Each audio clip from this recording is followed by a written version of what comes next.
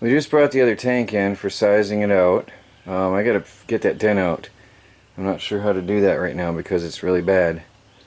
And I realized why the framing of a tote is important. It keeps the valve from dragging on the bottom because the valve is flush with the ground, with the bottom. Actually, it hangs a little bit below the tank, bottom of the tank. So the framing is an important part. So we're going to have to figure a way to frame this in. And that is a problem. And also now I'm going to have to measure when I do the other fitting. I'm going to have to measure this precisely to make sure it's the same size so there's no pressure on the entire system with the other fitting on here. And then I'm going to have the tank up to the same height as well to make sure that everything is good. So a little bit of work to do before I can hook up the second tank. But I will have all the fittings in place today and have the tiny house on wheels hooked up today. We ran out of PVC pipe, so we have to go and get some, and the logging guys just parked us in, so we're waiting on that right now for a minute. And we'll go get some PVC pipe and finish this job up. Next I'll be gluing all that together, and then soon after that we're going to be opening up some valves and see what happens. Hey everybody, I've just got back and cut and pieced everything together. Got all the lines right to where the hose is going to hook up to the tiny house on wheels. I don't have the fitting for that yet, but I'm not concerned because we have to pull that dent out. So now I'm going to take all that outside and glue it all in place. And there it is. That's how it's going to be. Really professional looking. And with expansion room for another tank in the future. I just cut off that end cap and that's it. That's all I'll ever have to do. So really exciting here at the Offgrid Tiny House on Wheels today. Well everybody, here we're coming down to it. Piecing it all together. So I've got the whole unit here in my hands. And I'm going to try to do it all and make it all equal.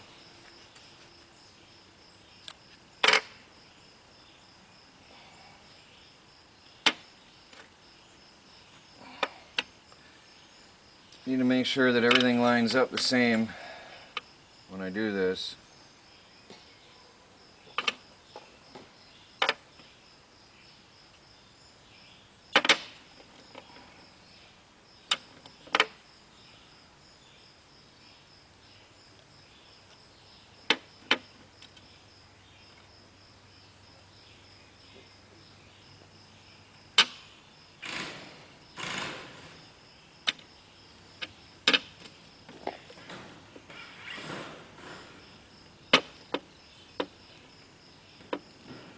Any non-critical parts I can go ahead and do, but when it comes to this piece, I've got to make sure that I get this very straight on the pipe.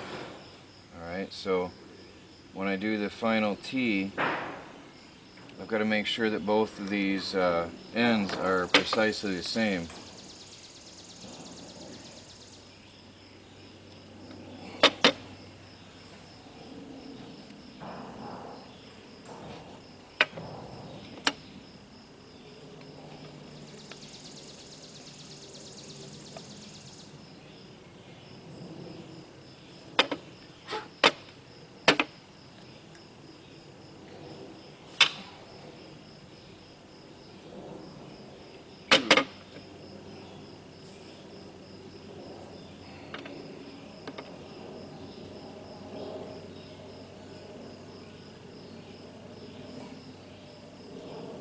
Ah, dripping. That was too much glue.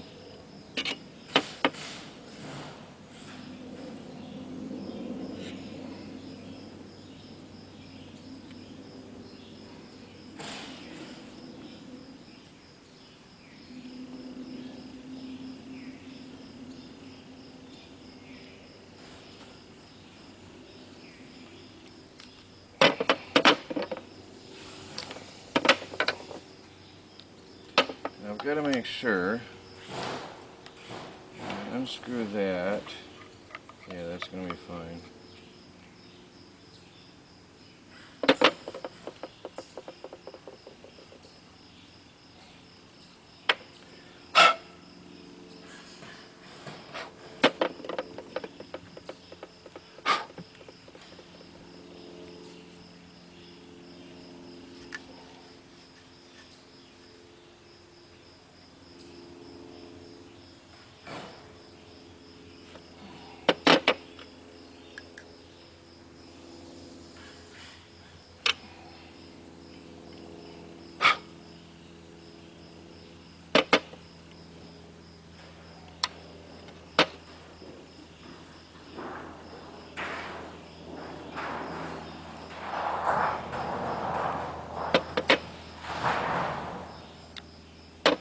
See, all this is non-critical until I get to the elbow on these. That's important.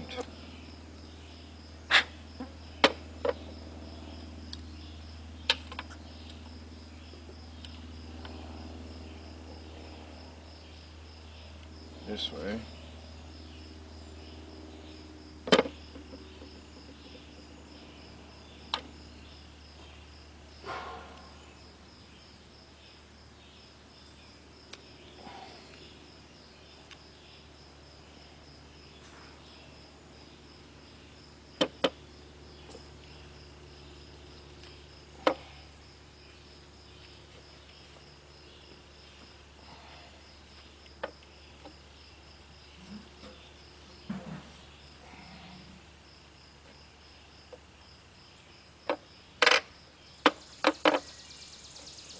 And this is where it gets critical, because I'm going to want this to be the same as that, precisely. And I want the elbow to be at a 90-degree angle with this, precisely. So it's very important that I get this on tight and right.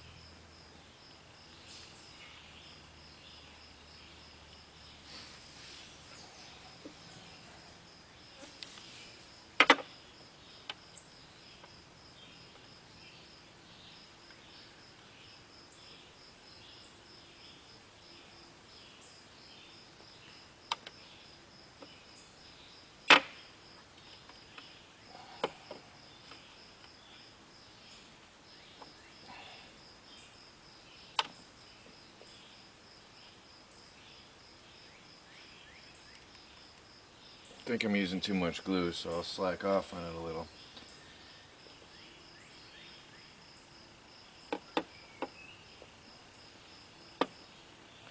Now this has to be exactly 90 degrees to all of this.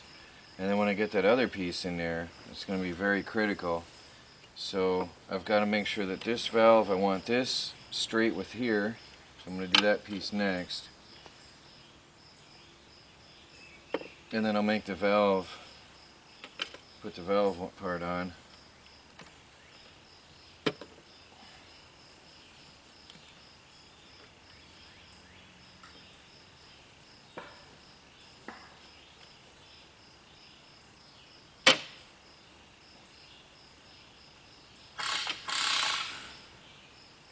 So this is a critical step. Right there, I want this straight. Okay, and then the next critical step is that valve, or that or that angle here, the elbow.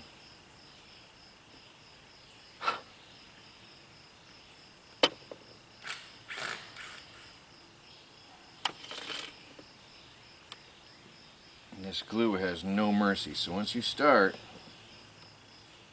that's it. Once you line that up, it's done.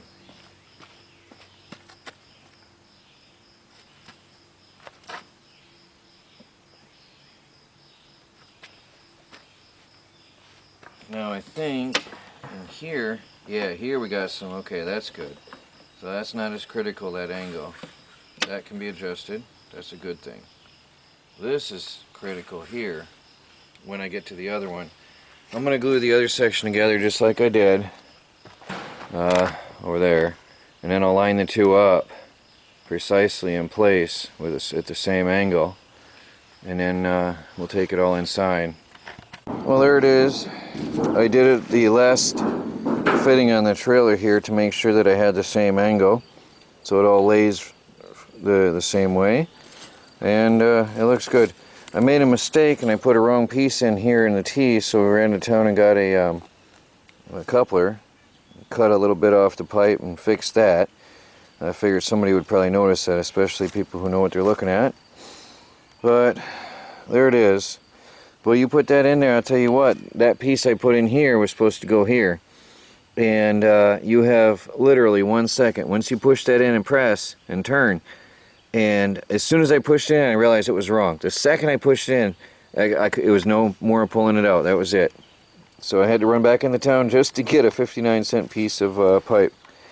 There it is. Now I'm going to put in the last coupling that goes to the big tank, and then we can hook it up to the tiny house on wheels.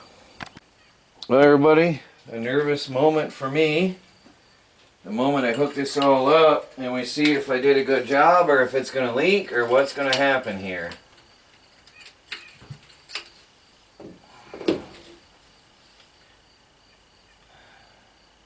This needs to be raised up.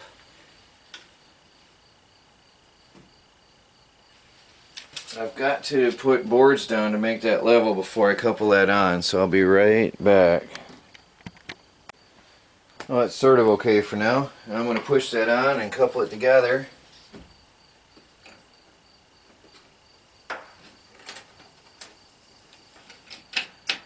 Locked.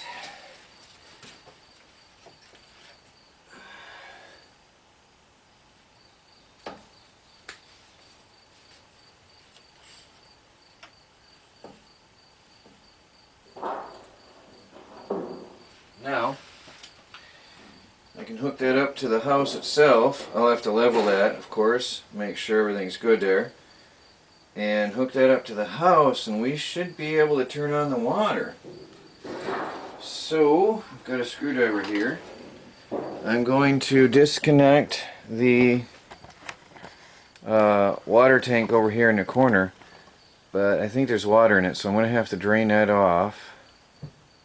No, I can shut off that valve. I'm going to disconnect this here, shut the valve off to the gray tank, disconnect this water line here, and hook that up onto the new system and see if it'll work without leaking.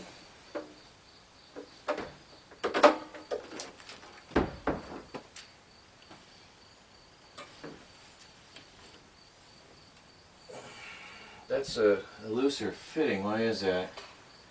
That's a different fitting. I'm going to have to tighten that tight.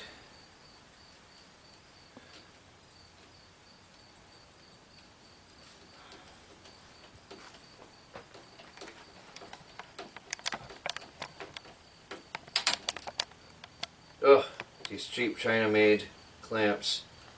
The clamp spins.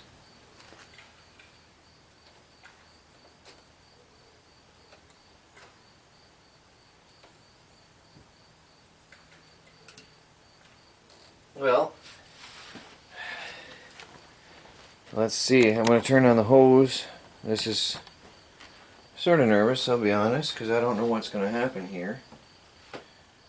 I'm going to turn on the hose and see if there's any leaks. It'll probably leak out that fitting here, if anything. Boy, you can hear the water going in a lot.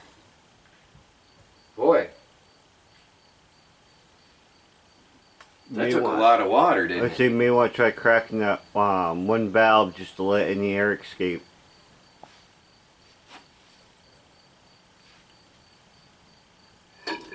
Burp.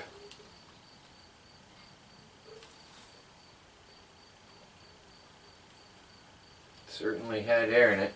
Of course, the water pump is going to suck any here, there's no leaks. There's no leaks. See, the quick disconnect couplings would be a nervous point for me, right? And all those fittings here were is where leaks could occur. I tried my best to tighten them, you know, but you just can't ever be too sure. And there's definitely no leak here. That really works. Of course, that's a professional thing. And none of these fittings are gonna leak. Well, looks like we've got it. We've got ourselves a water system, everybody. Now the big tank is connected. Let me show you a close-up of all this.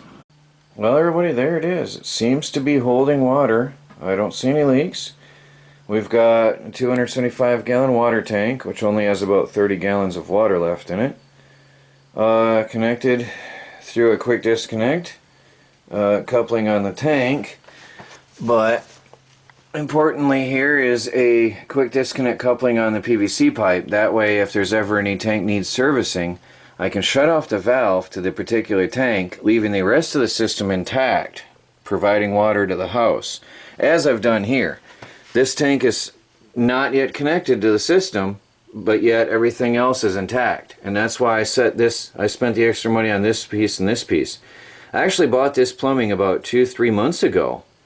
I wasn't even married yet when I got these. So I've had this plumbing here for a long time. I had planned this for a long time. And I went and spent the extra money. I think it was still winter when I did this. But anyway, I got the valves and the quick disconnect couplings. So that precisely for this reason, if I ever want to disconnect a tank or don't have one in the system, the rest of the system is still working. And well, it looks good. There's no leaks. And the ultimate test is to go inside the tiny house on wheels and see if there's water. Nope, no leaks. Nothing leaking. I was worried about this connection because of the cheap hose clamp, but it feels good. Very nice. This is exciting, everybody. So now we just got to pray for rain. And then I've got the expansion in here for, as I said, we can later expand the system just by cutting that off and putting a coupling on there. So I also left room for the future. And I think that's important with an off-grid water system like this. Servicing possibilities and for future expansion. So let's go on inside and see what happens. Melanie has been busy out here in her new flower bed, and she has lined it with rocks all the way and transplanted flowers that she grew from seed in pots. These are some of the flowers that we had received as gifts, and I have no idea what's what. Only she would know that. But this is the new flower bed I made for her, right in front of the grapevines. First thing you see outside the tiny house. She just did all of this today, and she lined the whole thing with rocks and put in her flowers. It's really beautiful. Oh, look at that. I didn't even see that. She lined the whole perimeter here with rocks. Look at that. Look at that. She just asked me to do the other one as soon as possible so she can get to work. Wow. See, that's the way to use all the rocks that we had laying around. Really nice. Wow. Good job, Melanie. Well, now that I've got the grapevines up, we can I can till that area and do that next. We need to get some cardboard. What are you hiding behind me? Melanie! Anyway. Well, everybody, let me show you what Chris has been up to.